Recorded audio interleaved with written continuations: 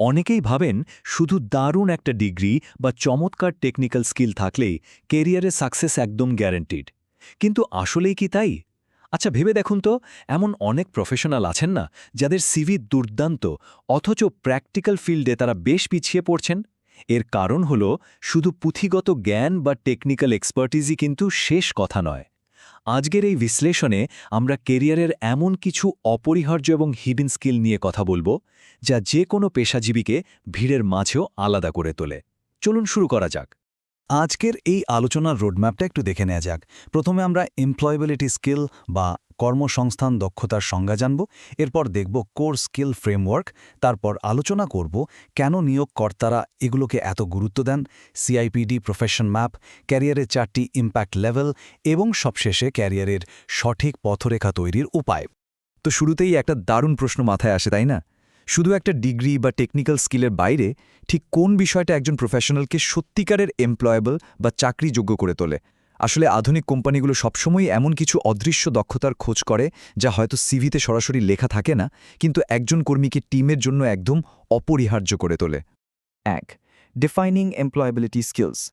সহজ কথায় বলতে গেলে এমপ্লয়েবিলিটি স্কিলস হলো এমন কিছু সাধারণ এবং ক্রস কাটিং ক্ষমতার একটা প্যাকেজ যা মূলত আমাদের কর্মক্ষেত্রের প্রতিদিনকার চ্যালেঞ্জ বা জটিলতাগুলো পার হতে সাহায্য করে।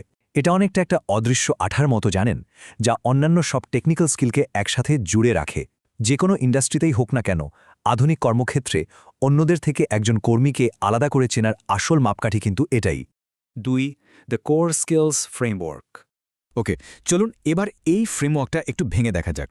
ইউএস ডিপার্টমেন্ট অফ এডুকেশনের এই ফ্রেমওয়ার্ক পুরো বিষয়টিকে খুব সুন্দর করে 3টি মূল পিলারে বা স্তম্ভে ভাগ করেছে: অ্যাপ্লাইড নলেজ, এফেক্টিভ রিলেশনশিপস এবং ওয়ার্কপ্লেস স্কিলস।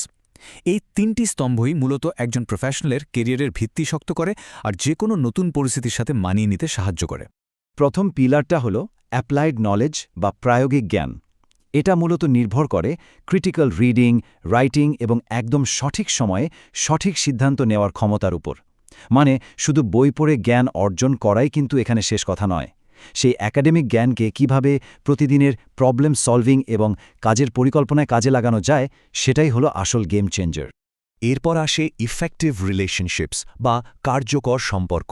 টিমওয়ার্ক, লিডারশিপ আর পজিটিভ অ্যাটিটিউড হল এর মূল মন্ত্র।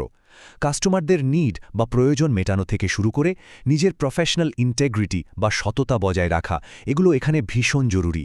কারণ সত্যি বলতে কি, টেকনিক্যাল নলেজ যতই থাকুক না কেন, একটা ভালো ইন্টারপার্সোনাল স্কিল ছাড়া কর্মক্ষেত্রে লং টার্ম সাকসেস পাওয়াটা প্রায় অসম্ভব। আর 3 নম্বর পিলারটি হল ওয়ার্কপ্লেস স্কিলস। এর মানে হল রিসোর্স ম্যানেজমেন্ট, যেমন সময়, অর্থ বা ইনফরমেশনকে ঠিকঠাকভাবে পরিচালনা করা। এর সাথে যুক্ত আছে সিস্টেমস থিঙ্কিং, অর্থাৎ পুরো বৃহত্তর চিত্রটা নিয়ে ভাবার ক্ষমতা। আর হ্যাঁ, কর্মক্ষেত্রে নিত্যনতুন টেকনোলজির সাথে দ্রুত মানিয়ে নেওয়াটাও এর একটা বড় অংশ, যাতে কাজগুলো একদম স্মুথলি আর ডিসিপ্লিনের সাথে শেষ হয়। 3. Why employers value them? এখন প্রশ্ন হল, নিয়োগকর্তারা বা এইচআর ডিপার্টমেন্ট আসলে কি খোঁজেন? খুব সিম্পল, তারা এমন মানুষ চান যারা শুধু নিজের কাজটাই করবেন না, বরং পুরো টিমের সাথে একটা দারুণ বন্ডিং তৈরি করবেন। কোনো সমস্যা হলে সেটা দ্রুত সমাধান করবেন। যাদের এই স্কিলগুলো থাকে তারা খুব সহজেই সবাইকে এক সুতোয় গেঁথে প্রতিষ্ঠানের লক্ষ্য অর্জনে বিশাল ভূমিকা রাখেন। আর মজার ব্যাপার হলো, এটা শুধু কাজের আউটপুটই বাড়ায় না, কর্মীর নিজের সেলফ কনফিডেন্স বা আত্মবিশ্বাসও বহুগুণে বাড়িয়ে দেয়। The CIPD profession map.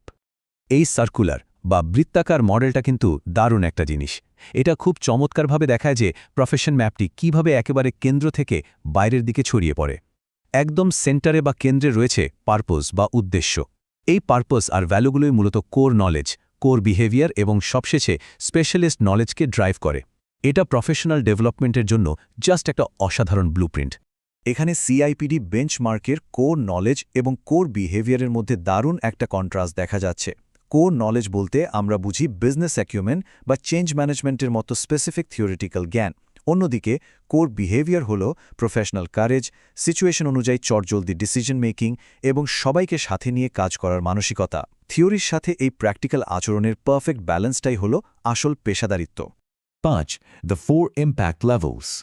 কেরিয়ারের টাইমলাইন বা অগ্রগতির দিকে তাকালে মূলত 4টি লেভেল বা স্তর চোখে পড়ে। একদম শুরুটা হলো ডে টু ডে বা ফাউন্ডেশন লেভেল, এরপর আসে শর্ট টার্ম বা অ্যাসোসিয়েট লেভেল, তারপর মিডিয়াম টার্ম বা চার্টার্ড মেম্বার লেভেল এবং সবশেষে লং টার্ম বা চার্টার্ড ফেলো লেভেল। এখানে কাজগুলো প্রতিদিনের সাধারণ টাস্ক থেকে ধীরে ধীরে একদম স্ট্র্যাটেজিক এবং এভিডেন্স বেসড লিডারশিপে গিয়ে পৌঁছায়। এখন এই স্লাইডের সবচেয়ে ইন্টারেস্টিং ব্যাপারটা কি জানেন?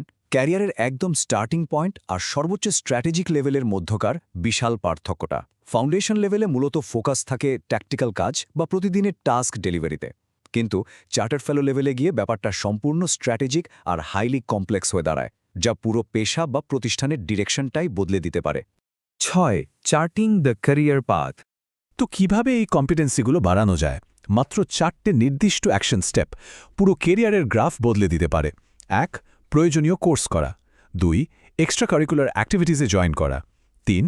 ইন্ডাস্ট্রির লেটেস্ট নিউজ সম্পর্কে আপডেটেড থাকা। এবং 4. ক্রমাগত নিজের স্কিলগুলোকে শার্প করা। এই টুলকিটগুলো কাজে লাগালে কেরিয়ার ফিউচার প্রুফ তো হবেই, পাশাপাশি প্রতিযোগিতামূলক বাজারেও সবার চেয়ে এগিয়ে থাকা যাবে। সবশেষে একটা খুব গুরুত্বপূর্ণ ভাবনার জায়গা দিয়ে আজকের আলোচনা শেষ করছি। এই মুহূর্তে কেরিয়ারের ঠিক কোন ইম্প্যাক্ট লেভেলটি চলছে আর নেক্সট লেভেলে বা পরবর্তী স্তরে পৌঁছাতে হলে ঠিক কোন কোর বিহেভিয়ারটি আয়ত্ত করা মাস্ট, এই আত্মবিশ্লেষণটা কিন্তু ভীষণ জরুরি। আজকের এই রোডম্যাপ মিলিয়ে নিজের অবস্থানটা খুঁজে বের করা এবং কন্টিনিউয়াস লার্নিংয়ের এই মাইন্ডসেটটাই হয়তো আগামী দিনের সবচেয়ে বড় সাকসেস স্টোরি তৈরি করবে।